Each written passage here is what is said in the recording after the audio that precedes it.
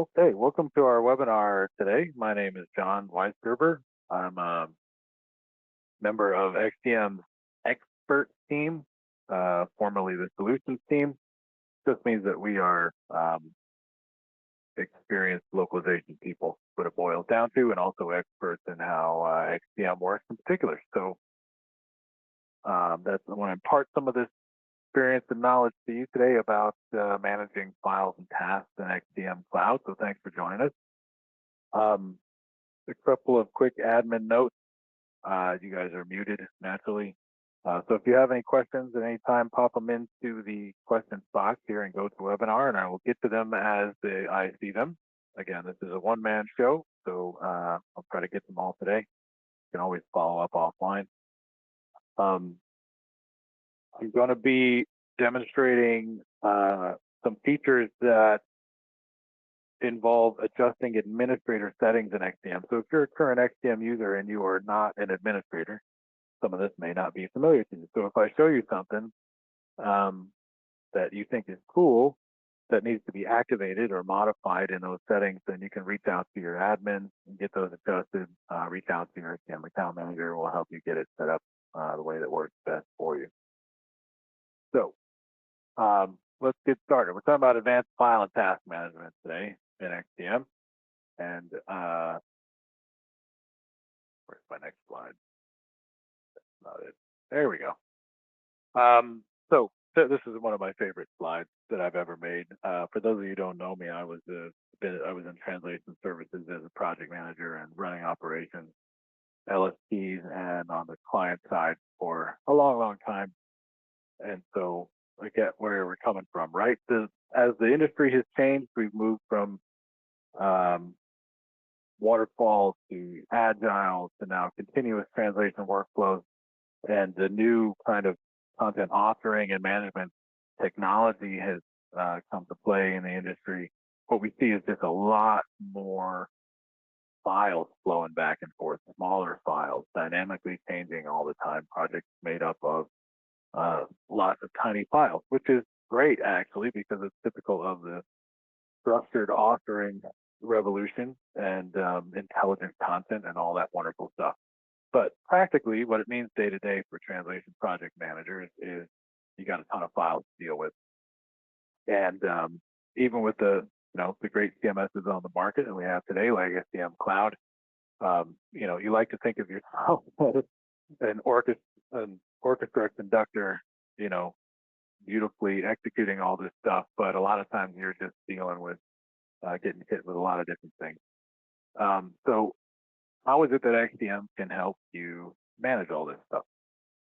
And there are several features in there to help you deal with the volume of files, organizing them, tracking them, getting them assigned to linguists, and getting them executed.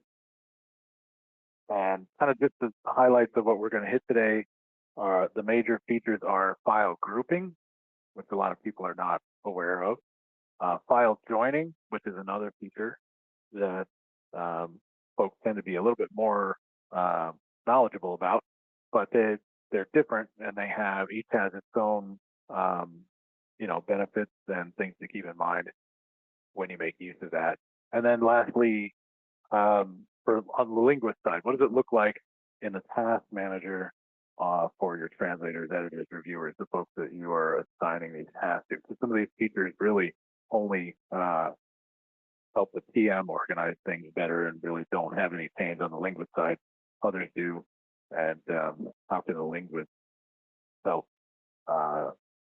keep track of all their tasks using the task manager. There's a few advanced features there for them. And with that, let's get into the tool here. So my XTM demo account, and what I want to do quickly is introduce you guys to sample files I'm going to use for most of these demos today. They're really quite simple. I just made some collections of small files, a bunch of tiny XML files. You can see I've got 100 of them here. They're very small. For you localization specialists out there, each of these files has one segment in it. In fact, and they're all copies of each other. That's the other thing. Just go. New PC, folks. Okay, right? So every file has one segment in it with 2 words, and they're all copies of each other. So they're all going to be repetitions, but that's not really the point. But just to help you understand what I'm talking about, when we look at metrics, when we look at segment numbers and word counts and things like that, it'll become obvious. All these files are copies of each other. And so I've got a batch of 100 of them here, which frankly is not that big, as you know, but for demo purposes it works. And then I've got a smaller batch here with only 10 files, but notice they're in a folder structure, right? It's literally the same files, except in this case I've renamed these so you can see what level they're at. So there's a nested folder structure here, and we'll use those as well.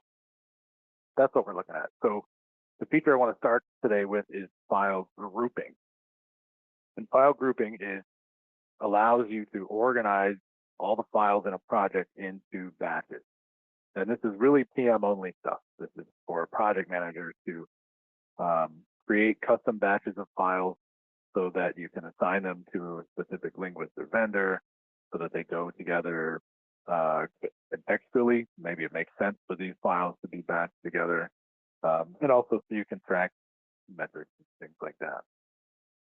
The reason I said at the outset that a lot of people aren't necessarily aware that this feature exists is because of the administrator settings. Let me start by showing you where this is done. If I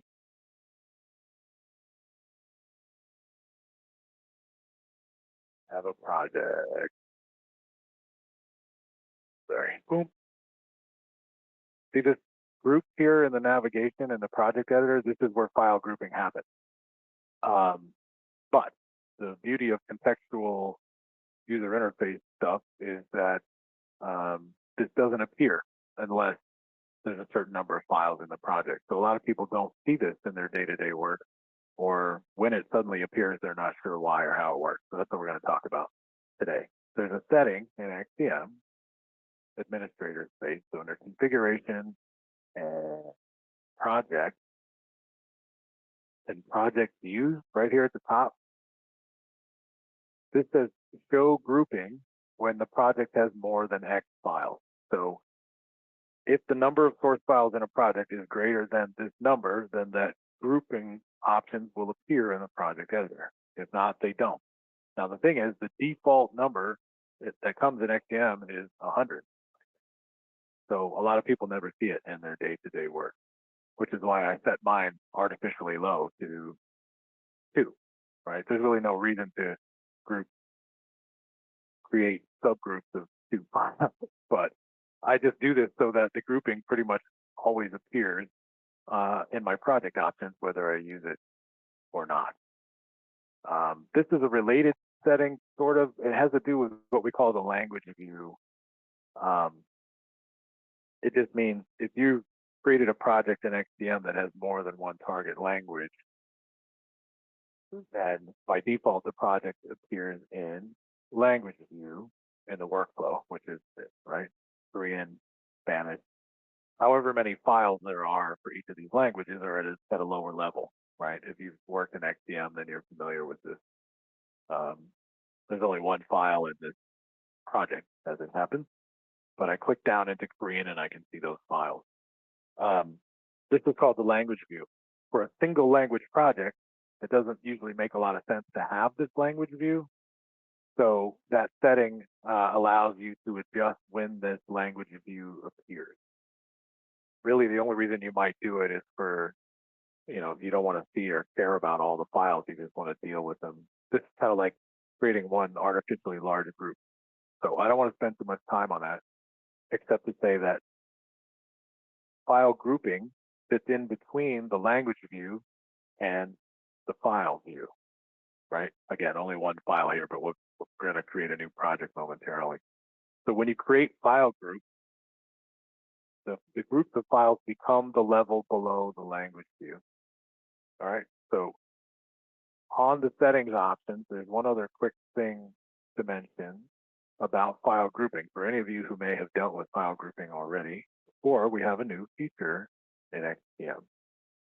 This one just came out recently, and this is automatic file grouping. So again, under configuration project, there's a new section called grouping, where you can have files grouped automatically during project creation. You just add a bunch of source files to a project, and we automatically create groups out of them by either file extension, basically by file type. The DITA stuff is a little special. If any of you are familiar with the DITA features in XTM, I'm going to talk a little bit about this because it applies to file joining as well, but it's kind of a different story. Mostly it's by file extension, which is file type. So if I had created a translation project, I got a bunch of HTML files and a bunch of Word files and a bunch of Excel files, then if I'm using this auto grouping feature, XTM will automatically create groups of Word files, HTML files, and Excel files in my project for me. Maybe that's helpful. Maybe it makes sense, right? But at least it's automatic and it saves you the steps of doing it manually. So these settings are like most of the administrator settings in XTM, which is the default, and a new XTM account is going to look like this. It's turned off, which means the PMs never see it as an option. They're not aware that it's something that they can set in their project templates to make use of, right? Because of course these can be utilized in some project templates and not others. So the new feature here, if you want to make use of it, got to get your administrator to at least activate it. So this says permit, if you can't read that, which means like or allow project managers to use this option. I still have the default setting as off, meaning when I create a new project, I click the add project button. By default, this is going to be available, but not on. And then I have the choice of turning it on or off or setting it in my project template. If you turn the default to on, obviously, then it's going to be on pretty much all the time. And you have the option to turn it off, but you'll have to remember to do that. So this is a new feature. Again, it's by file type. In my case, all my files are the same type, so I'm not going to be using the auto grouping feature because it's going to give me one big group. All right, so I'm going to quickly add a project here. New, doesn't matter really. Let's say it's dot. Project name. I'm not going to use a project template right now because I want to show you a pro tip a little bit later on that.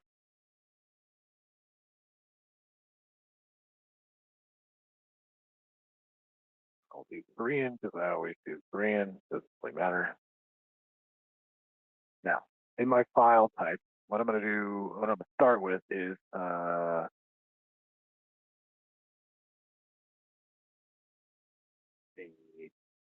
at the 10, I think. I'm going to save the 100 for joining. If I can remember where I keep all my stuff. They're here. Yeah. So these are the 10 files that have subfolders. I just zip it all up and add it to my project. And actually, I'm going to keep that file structure, and I'll show you what that looks like in the grouping. Right, here's my option for automatic grouping if I want to turn that on, but I'm not going to. Workflow is not important really here. Right now we just need one workflow step. PM is also not important. Let's even skip the machine translation right now and save time.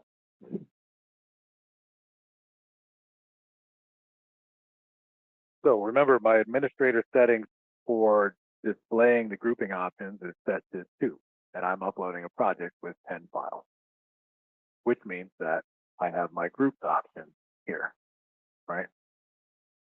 Once it's going to quickly analyze these files, again, if I translated these before.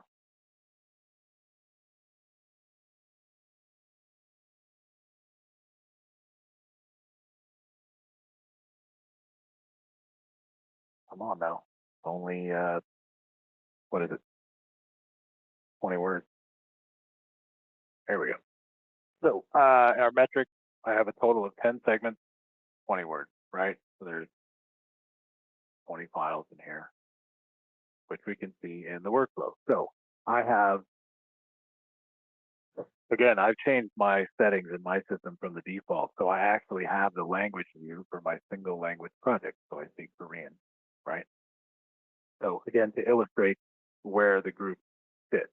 At the top level, I have Korean. I could assign all of these files to the same linguist here if I want, but one of the reasons to create file groups is that you want to assign them possibly to different people. And right now, when I click down a level, I see my files, right? I think most of you are probably familiar with it. We can see the file structure, the paths are maintained here inside of XTM. And I can pick and choose if I want to assign each of these files, but when you have 3,000 files, that's a lot of work, so we don't want to do that. So we're going to create some groups. So come here to the grouping level. And what we see is our file list in the ungroup. So this is a list of all the files that are currently not in a group in the project. All right. We can do this per language if I had more than one target language, but there's only one, so we don't have to worry about that. We have some automatic grouping options here. So if I click the Group Automatically button, then my two choices are I get to define the number of files I want per group, or I can define the number of groups that I would like to have. Unfortunately, we don't have a word count based grouping yet because, well, that's complicated. So if I say, give me 3 groups, then XTM is going to automatically create groups 1, 2, and 3.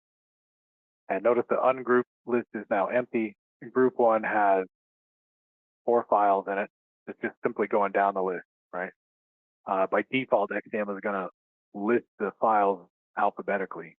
In its case, when it comes to the path, it's going to list them out alphabetically that way.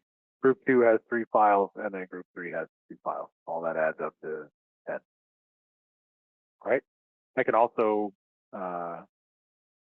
rename the group so that they make more sense. And then I'll click the Delete Group button to restore this back to its default. So those are your automatic grouping options. So there's the administrator setting I showed you, or the project setting I showed you before, will automatically create the group when you upload the file during project analysis while the project is being created. That's by file type, right? These are automatic grouping options that you activate manually after the project has been created, and you can do it. You can say, give me 3 files per group, or give me a total of 4 groups, and XTM will do the division automatically. Your other option is to manually group these files contextually. I say contextually meaning into coherent batches for whatever reason. Files of any type, there might be a script that goes with a presentation or who knows what, right? As the PM, you can organize these files into batches so that they make sense within those batches, and keep those together and assign them to somebody who deals with that type of content, right? So the way that you do that manually is with this little guy here. We're going to click the plus button. Plus button adds a new group. So now I have group 1. When I select group 1, I get this selection list. This is my ungrouped file list.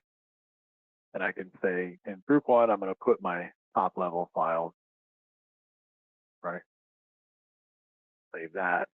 Come here and create group 2. I'll put my level 2 files in here. Save that. And then I'll create group 3 and put the remaining files in there. Like so. And now I have 3 groups, but they're organized in this case just by the folder path structure, right?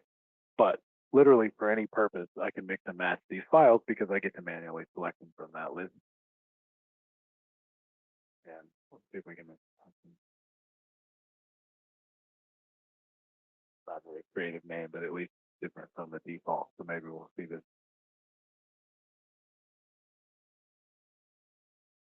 Right. That's enough to get point across. Save that. So we've created file groups here. So now when I come back to the workflow screen, at the top I have my language view, which is Korean.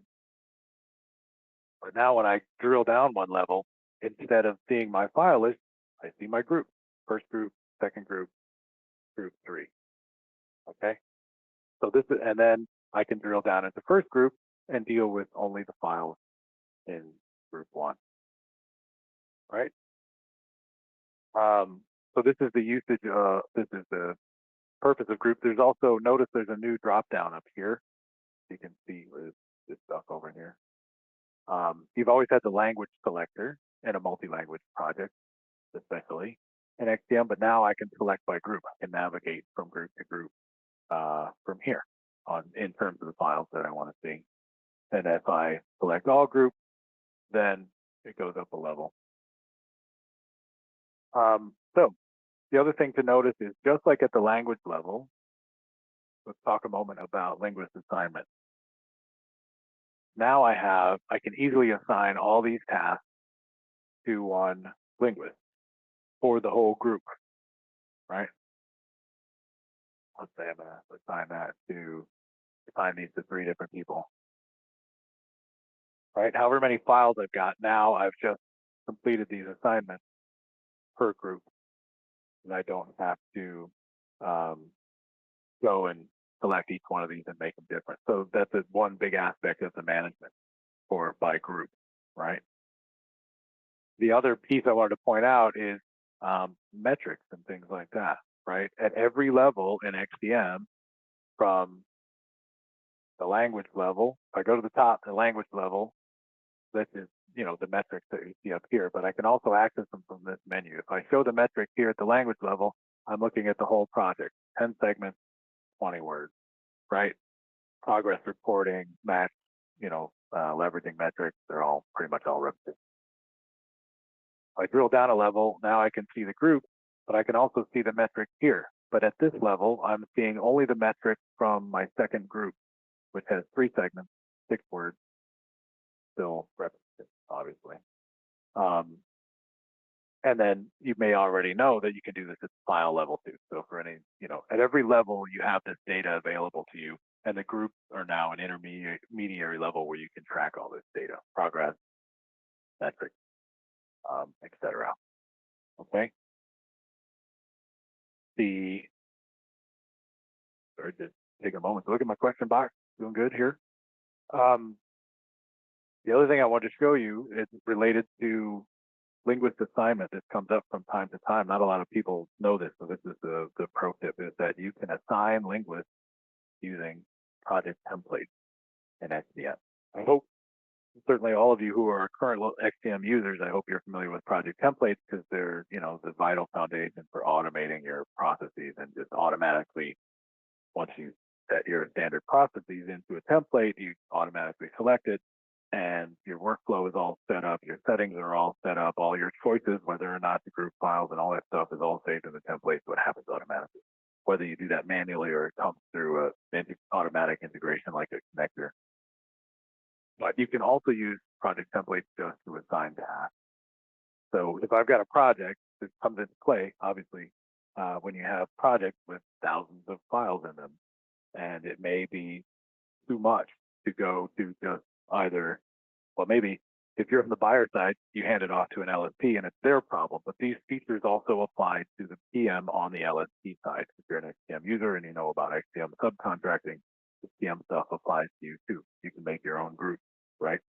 Because down the road, somebody at some level has to manage all these files, and they are probably going to end up going to different places to get done by the due date, right? And you've got mass assignment at the language level. I showed you the mass assignment or the batch assignment here at the group level, which is why you create groups. But another one is the template, which is here if you have to hit the edit workflow button, so whatever level you're at here. If I go up to the top level, for example, actually, yeah, this is better. There is an option it says populate linguists from template. So this is another usage of project templates. What that means is, of course, you're going to create project templates that are associated with your standard processes, and you're going to use those for all this different stuff. But you can also create project templates in XTM expressly for the purpose of assigning linguists, right? If you're a PM, you have to evaluate a project before you decide whether to assign it to this vendor or that vendor or where it's going to go. Then you can't build that into your project creation template, because you don't know that until you look at the metrics or you look at the whatever, right? maybe you're comparing costs or something like that before you decide who to assign it to. So you can have templates in here, and what you see is a list of project templates that are available to me. I see my global project templates, and I see the project templates that are specific to this project customer. I selected my documentation, right? And so I can do that here. Just select one. So any data, the project template doesn't have to fully match this project in terms of the workflow or the customer or anything else necessarily. As long as this project only has one step, it's a translate step. As long as this template has a translate step in this language with a linguist assigned to it, I can make use of it. So, like I said, you can either create project templates expressly for the purpose of assigning linguists and projects, or you can reuse any other project template that you have access to that happens to have the data that you want. And here I have the option to overwrite already assigned linguists, which I'm going to do because I did assign some linguists in this project already, right? So when I click update, confirm that. If you're watching closely, you'll notice that all of these files are now assigned to the same linguist.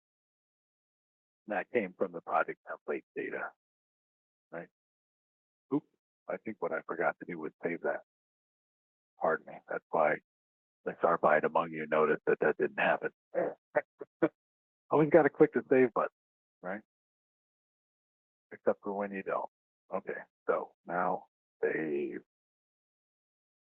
So to recap what I just did, since I made a mistake, you hit edit workflow, you select your template, and you say update, and it makes that update in the view, but you still have to save the workflow in order to save that change.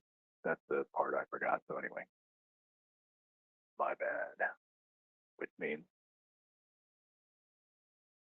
again, at the level thing, I only did that on group 3 because I'm going to run you through every permutation of this thing, right?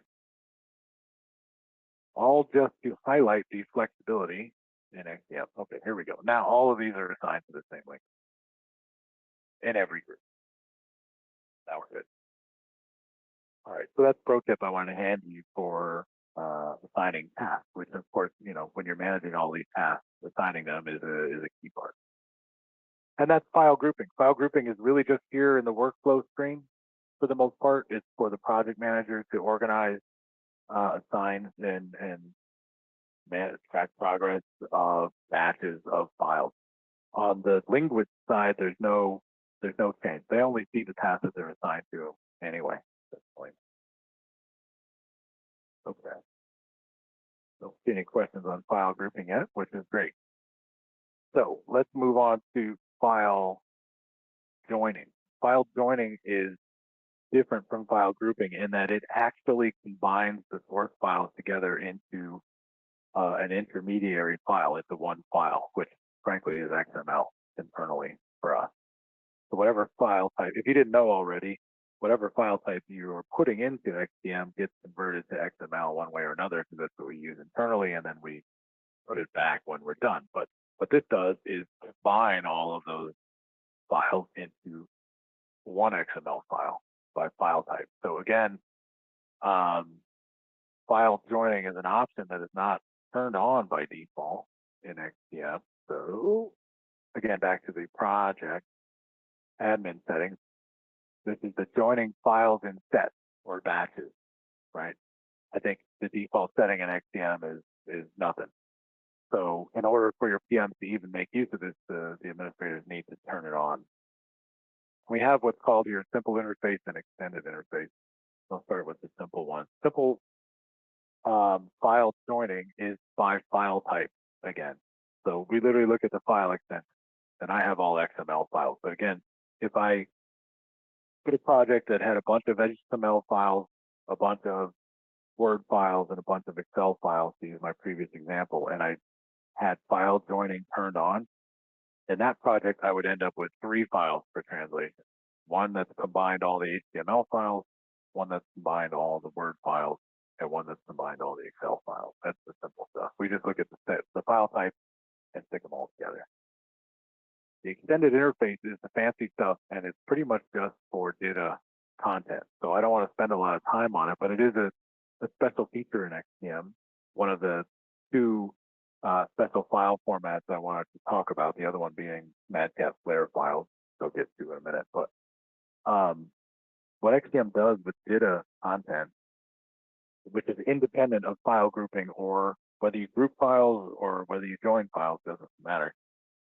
If you're not familiar with data, really quickly, it is a structured, intelligent content format, very popular one. But what it means is you have a data map, or like a book map, and then the actual document is made up of many, many small bits of content that are organized by the map.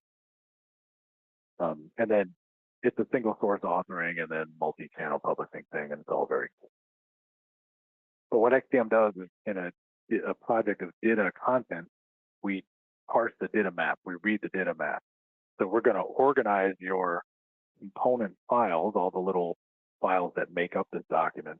We're going to organize them in the order of the data map. So right out of the gate, you've got better contextual order in the files in XTM, instead of just sorting them by file name out, right? But what we give you the option is to create these, to join these files together according to what we call the data map level. A data map is a hierarchy, right? You've got the book, it contains sections. Those sections might have chapters or whatever have you. So there's a hierarchy there. We call those levels. And you can insert a number for, if you put like 0 or 1 in here, then you're going to get the whole document. It's essentially going to join all the files together in one document. The difference is it's going to do it contextually according to the order of the data map, which basically is the entire document, right? But if it's really big and there's thousands of files and you need to split it up, then it might make more sense to create these joined files by section or by chapter or what have you. So you just pick a different map level there, and we'll join them there. All right. So that's fancy stuff. If you're not aware, if you're doing data and you're not aware of this, you should be. So let us know, and we will get you squared away. But notice this also, you may have spotted earlier, this also comes up in the new feature for automatic file grouping, which I said is basically by file extension. But if you are doing data, then you can also use the data map level option for how to group these files together during project creation, right? But remember, file grouping does not actually join them together. It just organizes and collects those files, batches that we call groups, and then you can manage them that way. Joining files actually combines them together in one file, all right? And this is only for the translation workflow. So you give us 5,000 little HTML files and some online help thing, and they're all the same file type, so we'll join them together into one, technically an XML file for translation. And then when translation is complete, when the translation workflow is done or the project in XTM is finished, we'll split them back up into the structure they came from, and generate those target files, and you'll get all your target files. So there's several reasons to join files together, and I'll try to make a project to do that once I explain what that is.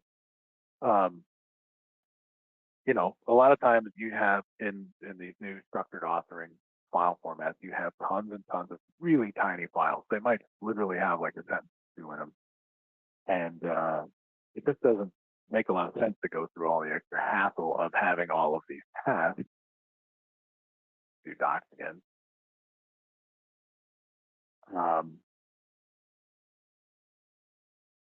In your project. So you can join them together. It makes life easier for everybody. Now, this is a PM feature because the PM has to make this decision. File joining only happens during project creation. You select the option when you're creating the project, and then keep in mind, you can't change your mind about this after the project is created. If you don't like it, then you have to delete that project and recreate it without file joining. So file joining happens during project creation, and that's it right now. You know what? There's another way to do this. Here's another pro tip. Use previous settings. if I click the previous settings box, then it's going to just automatically insert whatever settings I used in the last project I created for this customer. And my previous demo was in this stuff.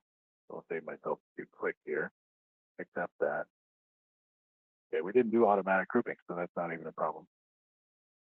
So this time, and I did that to get my English to Korean without having to go through that list again. We're going to skip the template again, so I don't want to do all that.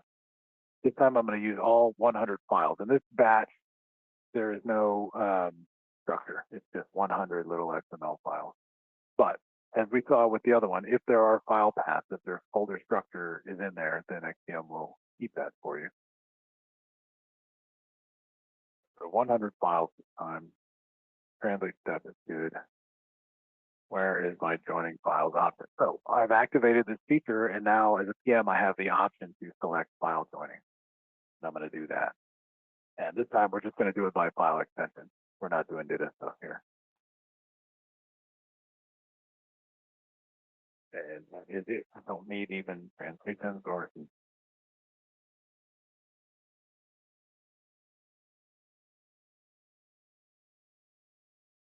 Okay. So I've created this project. Notice that in my metadata here, again, you can customize these columns. And I don't think this one's on by default, but you can customize the data that's shown in these columns here, your project listing. I've got 100 source files in this project, right? Because it remembers that I did that. But again, single language view. When I drill down to my file level, there's only one file here. And notice it's called 100files.zip, which is what I uploaded. And then it just takes the file name from that and then adds .xml because it's technically an XML file. And here in the segment count, you'll see 100 segments, right? Again, if we look at the metric, I've got 100 segments, 200 words, because again, I've got 100 files in there. Each has one segment with 2 words. Right. So this is what file joining looks like. It is stuck them all together for the purposes of translate. And we don't have time to get into this today, but if you know about file splitting, you can still do this, right? Even if you join files together, what we've done is created a new XML file with all this content in it. You're still free to split this if you want and assign it to different users, etc. Just the way you would normally split files into what we call bundles in XTM, which are bundles of segments, right? Make it roughly thirds or whatever.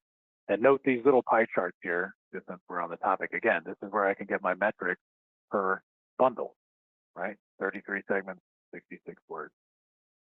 I have to keep this math easy for myself because that's not my strong. Anyway, so even if you join files, you can still manipulate them. You can still divide them into bundles for the purposes of translation. On the back end, you're still going to get 100 target files in the original folder structure that you put in there, right? Okay. I'm just not going to save any of those changes.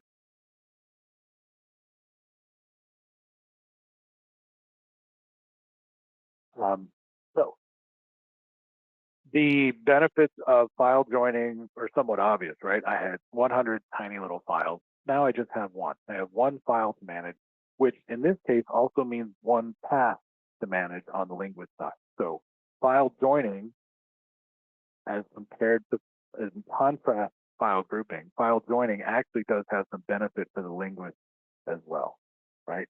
If I create a group of 100 files and assign them all to the same linguist, that's great for me as the PM. The linguist still has 100 tasks to manage in their task manager, and that's the last part of this webinar. But if I join them, it's one file.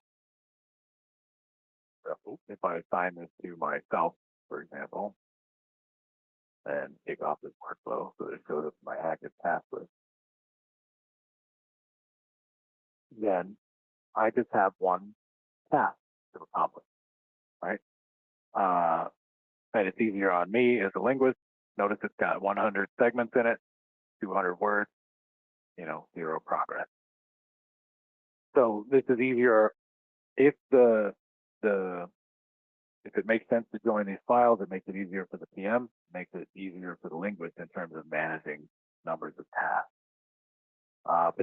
One potential thing to keep in mind here, the drawback is consider the visual mode.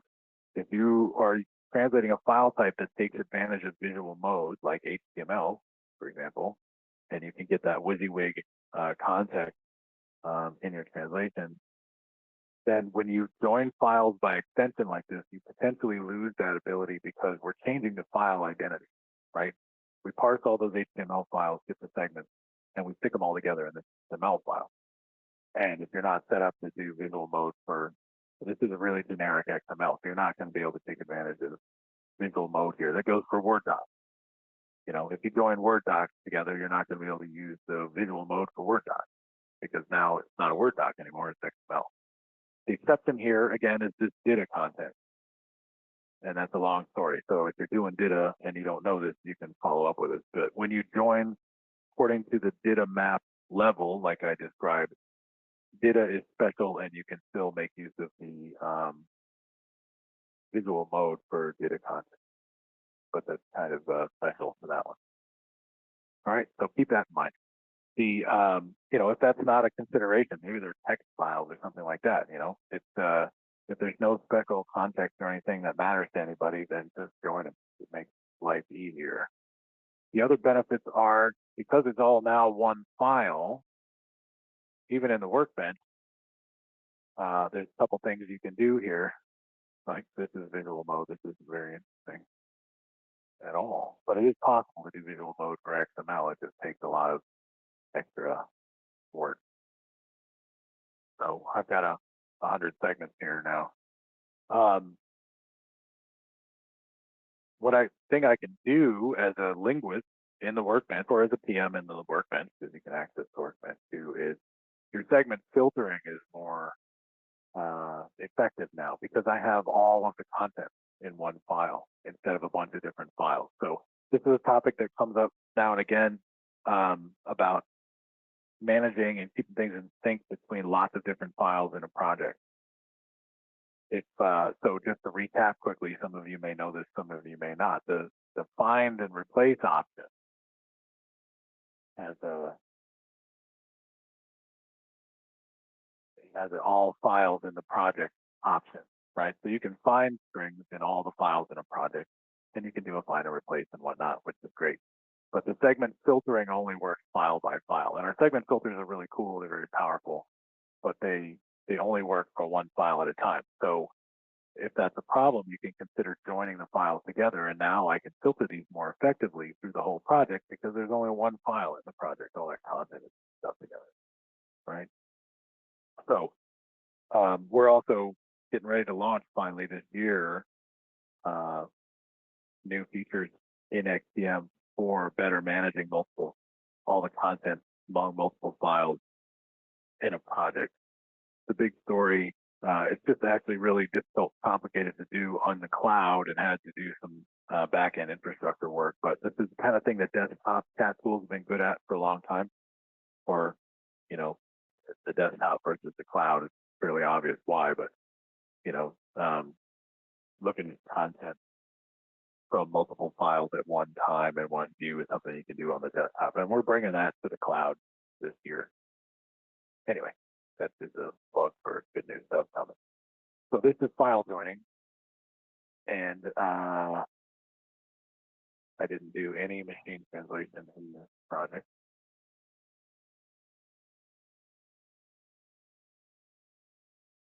Which I did because I didn't want to make the, actually I don't even have to do that. Sorry, talking to myself. I didn't wanted to speed up the analysis process. But since these are all repetitions, this is going to be really easy. I'll just stick this thing in here. Hello. Because XTM is going to automatically propagate my repetitions the first time I do this, then everything should be translated, which is what I want to show you. So I'm just going to put all the translations in here, verify that I've got that 1 through 100. They're all translated.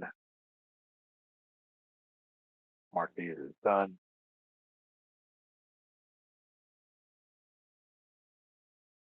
Oh, only all our projects were this simple. And finish this. The reason I'm doing this is I'm just going to show you how to kind of close the loop on file joining, right? Finish my translation task. It's gone. This project is now finished.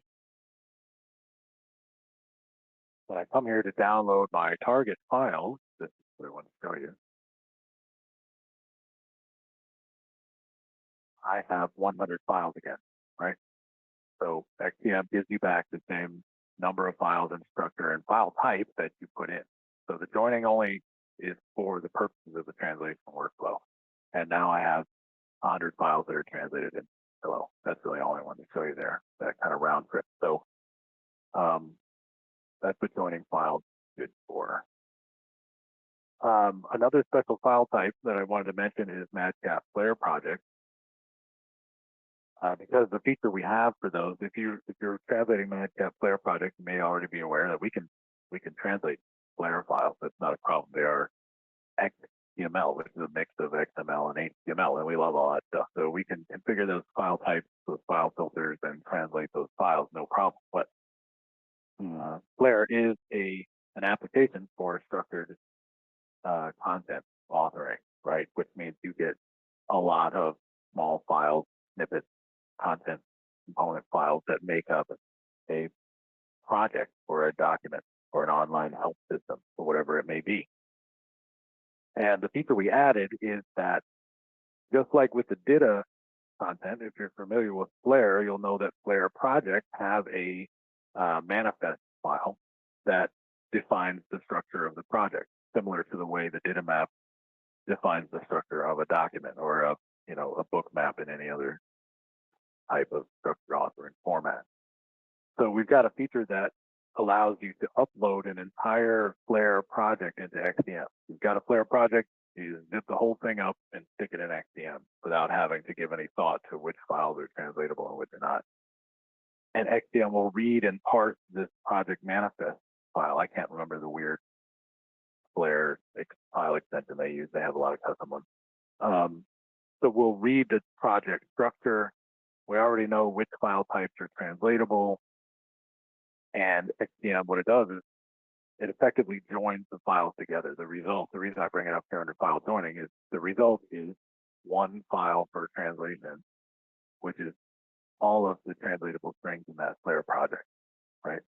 And then again, on the target file, when it's done, you get your whole Flare project back translated files. So if you're doing Flare stuff, that's a good thing to know. Okay, that's file joining. Still no questions. I must be doing a great job. The last thing I want to mention was the task management from the perspective of the linguist. So it's a thing, right? Every file in XTM in every language in every workflow step represents a task. And it can be a little bit intimidating on the linguist side to look at all those tasks. So let me come back to my 10 file option here. Again, the groups don't matter in this case. So I'm going to do a couple of things here. And I'm going to assign the task to myself so I don't have to leave the system to show you what it looks like. Save that. And I'll go ahead and edit my workflow actually to add a second workflow step here. Let's add a correct step. Blah, blah. These settings don't matter right now. We're not concerned with that stuff.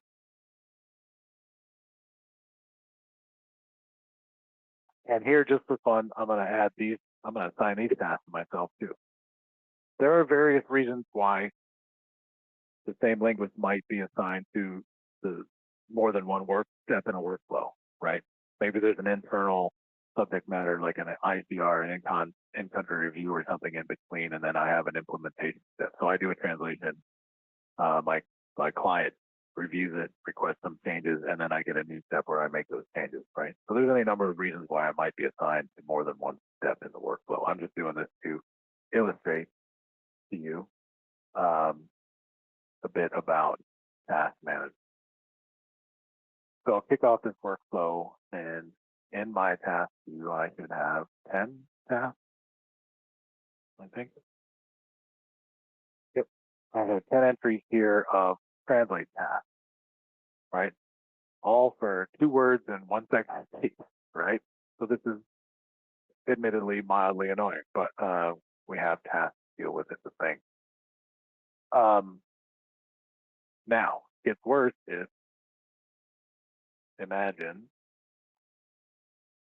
I'm going to come back here and do something weird. I hit my workflow again. I'm going to change this, what I call the transition to, for illustrative purposes, I'm going to change this to simultaneous workflow step, just for fun. And what it does, the effect is that both the translate step and the correction step are all active at the same time, right? So when in the last view, my translate steps were active, they're in my active task list. All the correction steps were in my planned task list because they weren't ready for me to do yet. But just to complicate matters and show you what this looks like, I'm making both of these active at the same time. They're all assigned to me. So in my task view, I should have 20 tasks, right? I've got a translate step and a correct step for every file in this project. And my task list looks like a mess, and it scares me, but it's okay. You got progress reporting for each individual file. You got the overall progress for all of the things. The point is that every one of these tasks is related to the same project. So first of all, the key is to not, as a linguist, is to not get intimidated by this, because as I'm working, let's say I'm going to start out in the translate step. I click this, I open the workbench. And again, we're going to turn off the visual mode for now. So I've got my file navigation up here, right? All of these files are associated with the same project and the same workflow steps. I'm the translator here, right? Open my translate task. So I'm looking at my translate stuff, got my language there. I got my file list, right? So normally I just pick the first one. I would translate this. I can finish this task if I want, which I'll do right now. Run the QA check, blah, blah, blah. XTM automatically opens the next file of the same step from the same project, assuming that, I'm going to keep working. I don't have to. I can close the workbench and I can come back to this later. But it's gone ahead and just picked the next file for me. It's done. The other one's done. I move on to the next one. I don't have to go back to the task list and select the next task unless I want to. They're all right here in this list, and I can navigate among them if I want and finish this one. Right? And then pick another file. And if I don't want to do that right now, then I just come here. And I can see things that are complete. You can see my progress start to fill up because I've translated stuff. Now, for really good reasons, a lot of translators, when they have a project, they're assigned a project with a lot of files in it, they don't want to finish each task as soon as they complete it, as soon as they, right? Like this one is now 100% translated. They don't necessarily want to finish it immediately because as you work your way through a project, especially this type of structured intelligent content, these files are components of a document, and you might contextually realize, get partway through the project and go, oh, I see what's going on here. I actually need to translate this differently. And now I want to go back to these previous files and make some changes there. If I have finished those tasks and said I'm done with them, they're gone. And I can't, as a linguist, I can't get them back. I can reach out to the project manager, and the project manager can have the option to, reactivate their tasks, and they could go make changes, but that's extra step. So a lot of translators actually prefer to finish all of the work in a project and then complete all those tasks in one go. It's pretty common, right? And that's fine if that works for everybody. But then they get intimidated by their task list and they go, oh my God, I've got 20 tasks here and I need to finish them all. But there's features here to make that easier, all right? I'm not going to go through and translate all this stuff. So on any one of these tasks, we have this menu here, the task menu. And so like this translate step, I'll select this one. And we have finish task option. And there's a bunch of options in here, which is why I want to explain them. The file task is just this task. I can just finish the one I'm looking at, which is not what I want to do. Project task has to do with all of the tasks for this given project, and I have 3 options, right? It says all my tasks in this project that are complete. So if I'm partially done with this project and I just want to get rid of, if I'm like, okay, I'm at a good spot to finish this, chapter or this document or whatever the other time, it's going to be fine.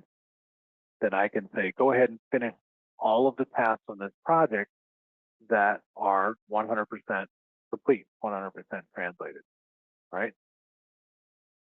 The other option, well, this one is pretty obvious. It's all of the tasks in this project, right? Which would be all 18 remaining tasks that I have here. Every task assigned to me in this project, finish them, boom, all gone. This one is project and step. This relates to workflow step, which is why I illustrated this, right? So if I select this one, I get to choose. Well, I started from a translate step, so it's already assuming the translation step. So if I do this one, and I continue, it's going to finish all of the translate steps from that project, and what I'm left with is 10 correct steps, right?